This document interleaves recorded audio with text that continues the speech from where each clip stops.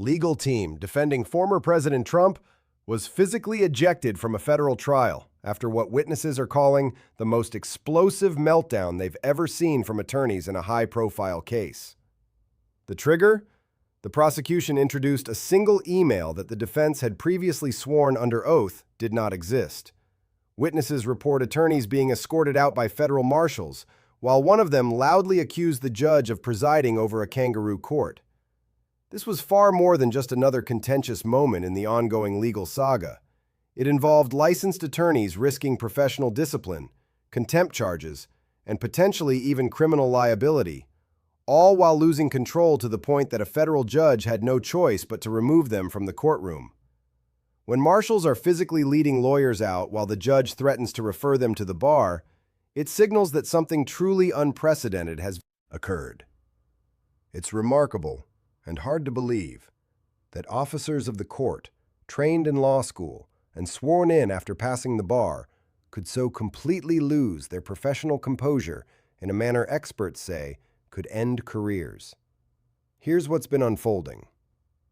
The defense's strategy has relied heavily on maintaining credibility with the court, arguing that any issues with document retention were inadvertent, that their client acted based on legal advice, and that the prosecution's efforts were politically motivated. For weeks, the team presented themselves as disciplined professionals, adhering to courtroom protocols and carefully defending their client against perceived overreach. According to Politico's December 10th coverage, the defense had successfully seoned doubt over parts of the government's timeline and even got several prosecution witnesses to acknowledge ambiguities in email chains and document handling. Their approach was effective enough that some legal analysts suggested Trump might have a viable path to establishing reasonable doubt on certain charges. But this is where the tension hit a breaking point.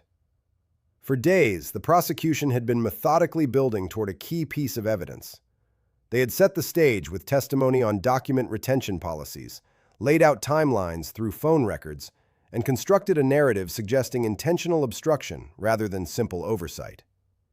Then, on the morning of December 10th, prosecutors informed the judge that they needed to introduce a newly authenticated email, part of a larger document production that hadn't yet been shown to the jury.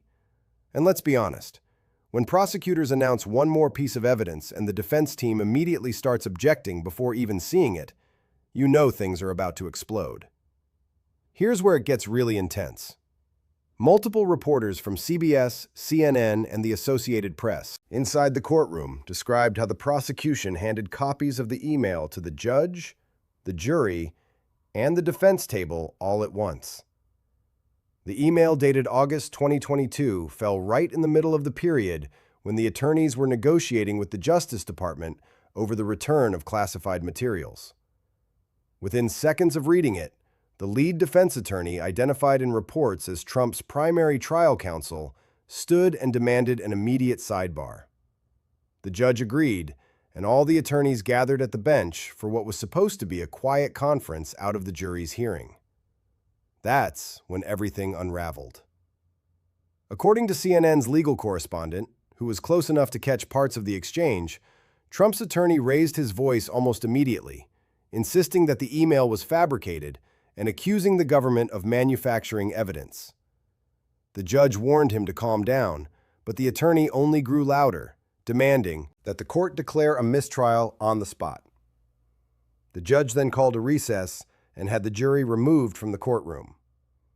Once the jury was gone and the proceedings resumed on the record, that's when the situation truly exploded.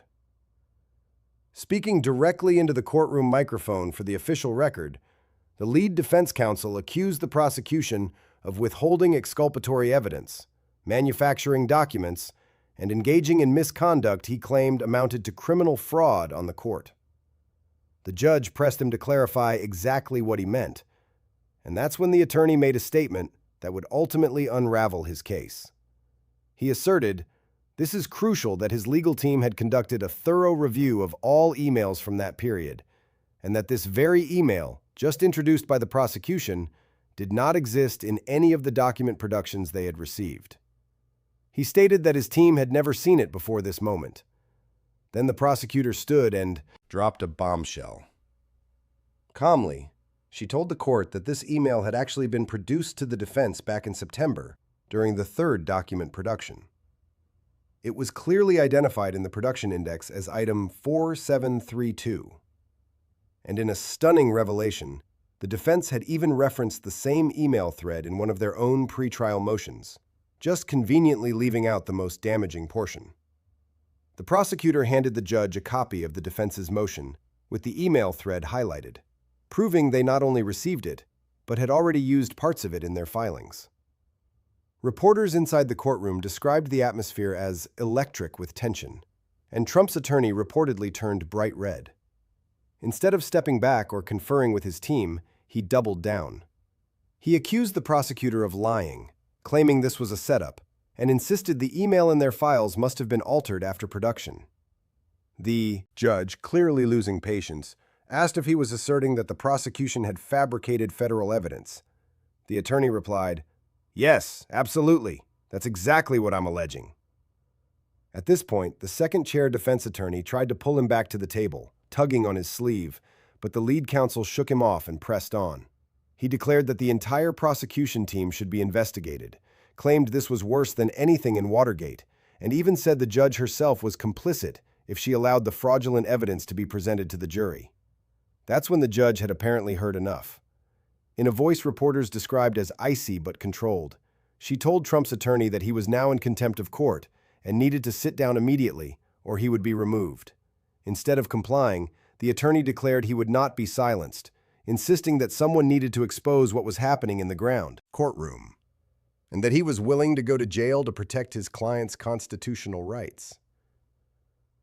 The judge then looked directly at the federal marshals and said one word: "Remove him." Two marshals approached the defense table, and at that moment, the second attorney stood up and began shouting that this was a violation of Trump's Sixth Amendment right to counsel, claiming the judge was proving the system was rigged against them. The judge held up her hand, pointed at him, and said, "Him too." Both attorneys were escorted from the courtroom, while one of them shouted back that this was a kangaroo court and that everyone would see the truth. A junior attorney from the team remained at the defense table, frozen in shock. This isn't the first time attorneys defending Trump have found themselves in positions that destroy professional reputations. Consider Rudy Giuliani. Once celebrated as America's mayor, he became a disbarred lawyer facing bankruptcy after years of making false claims about election fraud on Trump's behalf. Giuliani's decades-old career ended with lost licenses in New York and D.C., plus a $148 million defamation judgment, all because he refused to stop lying even when the evidence proved him wrong. Then there's Sidney Powell, whose outrageous claims about voting machines led to defamation suits, criminal charges in Georgia, and a lasting reputation as a national legal laughingstock. Powell went from respected federal prosecutor to a figure synonymous with conspiracy theories and baseless allegations. Jenna Ellis also suffered professional consequences. She pleaded guilty in the Georgia case, admitted to making false statements about the 2020 election, and was censured by the Colorado bar. She acknowledged relying on others without verifying facts, ultimately violating her professional obligations while representing Trump. Even John Eastman, who authored the memo outlining how Pence could refuse to certify electoral votes, now faces disbarment proceedings in California and criminal charges elsewhere. His legal career has been effectively destroyed because he advanced a legal theory that serious constitutional scholars deemed baseless. Now, it appears that Trump's current trial attorneys may be joining this list. Lawyers who thought they could bend the rules, make outrageous claims, and face no consequences as long as they were defending Trump. The pattern is striking.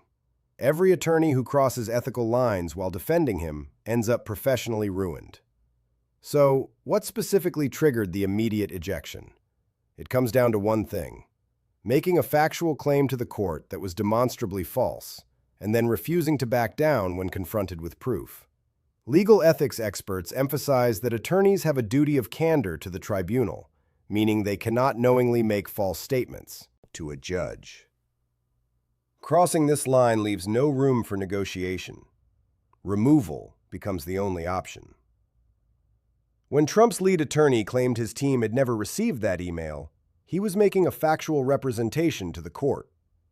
The prosecutor immediately proved that statement false, presenting production records from the defense's own motion that cited the email thread. At that point, the attorney had a professional duty to acknowledge the mistake, apologize, and move forward. Instead, he accused the prosecution of fabricating evidence, a charge of criminal misconduct that requires concrete proof, not defensive deflection. Here's the critical moment. The judge asked him directly if he was formally accusing the government of manufacturing evidence, giving him a chance to walk it back. He said yes.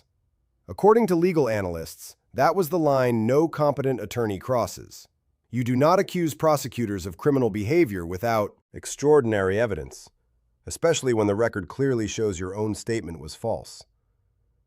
The judge then gave a clear order: sit down and be quiet. Another chance to stop the spiral. He refused. At that point, ejection wasn't just justified, it was mandatory. A judge cannot allow an attorney to continue disrupting proceedings, making false statements, and defying direct orders. Legal experts also noted that when the second attorney stood up and joined the shouting, his fate was sealed as well. Once a judge orders someone removed and you step into the chaos, removal becomes inevitable. This leaves Trump in an extraordinarily difficult position. On one hand, he now faces a complex federal trial with only a junior attorney who wasn't prepared to serve as lead counsel. That attorney must manage the remainder of the trial, handle cross-examinations, make legal arguments, and protect Trump's interests, all without the preparation, strategy, and experience the ejected attorneys had developed. You know, a case of this magnitude that's nearly impossible. On the other hand, Trump's entire defense strategy just collapsed in the most public and damaging way imaginable. His attorneys didn't merely lose an argument. They were thrown out of court for making false statements and erupting in outrage. That image is now seared into the minds of the jurors. It sends a message that the defense was so weak, so indefensible, that even his own lawyers couldn't face the evidence without melting down. And the worst part, there's no one doing it. Trump can try to bring in new attorneys mid-trial, which would require asking for a continuance the judge is unlikely to grant. Even if she agreed, starting over would expose the jury to the fact that his original legal team imploded so catastrophically that a complete replacement was necessary. That hardly inspires confidence. Alternatively, he could continue with the remaining junior attorney, potentially supplemented by another member of his broader legal team, but that leaves him severely undermanned against experienced federal prosecutors who just scored a massive psychological victory. Every option is fraught with peril. The defense just inflicted perhaps the most damaging self-inflicted wound imaginable in a criminal trial. The fallout is sending shockwaves through Trump's world and the broader legal community. According to multiple reports, the conservative legal movement is divided. Some praise the attorney's passion, while others are horrified by the lack of professionalism. Meanwhile, some Trump supporters online claim the ejection proves the trial is rigged and that his lawyers were removed because they were winning. Others, including conservative attorneys, are openly questioning how anyone could have thought this strategy would help their client. Meanwhile, the legal ethics community is united in condemning what happened. Former prosecutors and defense attorneys from across the political spectrum told multiple outlets that this conduct is career-ending.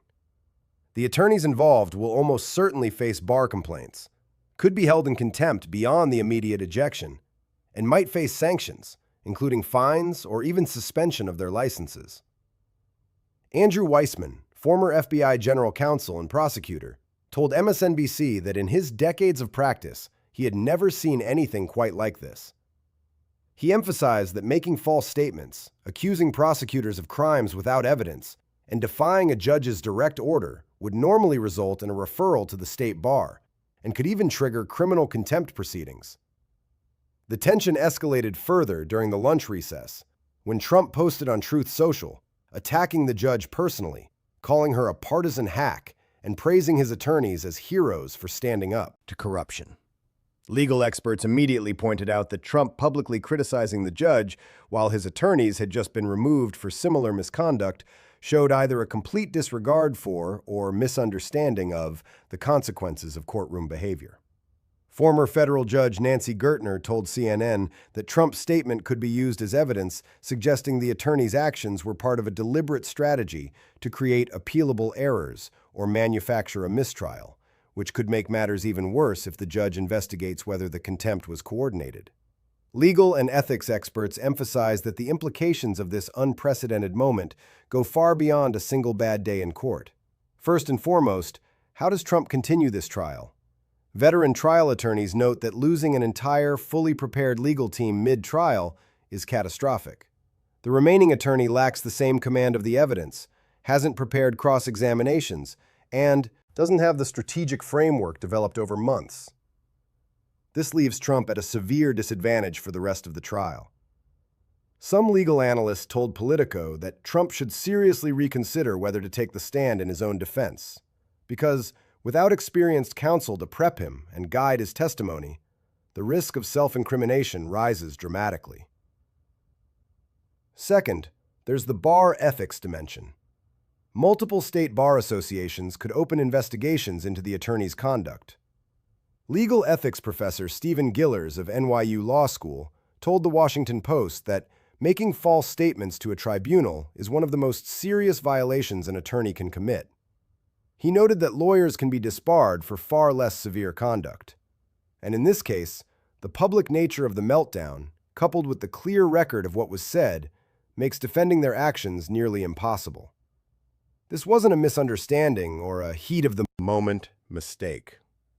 They made specific factual claims that were immediately disproven, then escalated instead of correcting course. Third, there are the criminal contempt implications. The judge could refer both attorneys for criminal contempt proceedings, which carry potential jail time. While this is rare for attorney misconduct, former prosecutors point out that refusing a direct court order after being found in contempt moves the situation into that territory. The attorneys may now need to hire their own criminal defense counsel to defend against potential contempt charges stemming from their conduct while representing Trump. So, let's break down what this could mean. This isn't just about two lawyers having a bad day. It carries serious consequences for Trump's immediate legal situation, the broader pattern of attorney misconduct in his cases, and the integrity of the judicial system. First, the immediate trial impact.